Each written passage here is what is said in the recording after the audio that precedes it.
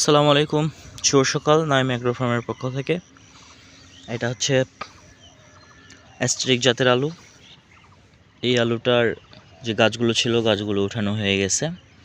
তো এটা গাছগুলো ওঠানোর কারণ হচ্ছে এই আলুগুলো স্টোরে সংরক্ষণ করা হবে কোল্ড স্টোরে রাখার জন্য। তো গাছগুলো ওঠানোর পর আলুটাকে শুকানো দেওয়া হচ্ছে, মানে আগামী 2 দিন 3 দিন অথবা 4 দিন এই অবস্থায় রাখতে হবে। রাখার পরে মাটির ভিতর থেকে আলুটা বের করে আবার রোদে শুকাইতে হবে, 1টা অথবা 2টা রোদ দিতে হবে। দেওয়ার পরে বস্তায় ভরে সরাসরি কোল্ড স্টোরে পাঠানো হবে এটা।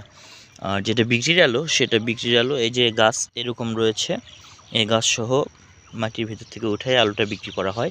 আর যেহেতু এটা স্টোরে সংরক্ষণ করতে হবে সেহেতু আলুটা শুকানোর জন্য আগে গাছগুলো উপরে ফেলা হয়েছে, আলুগুলো মাটির ভিতরে আছে।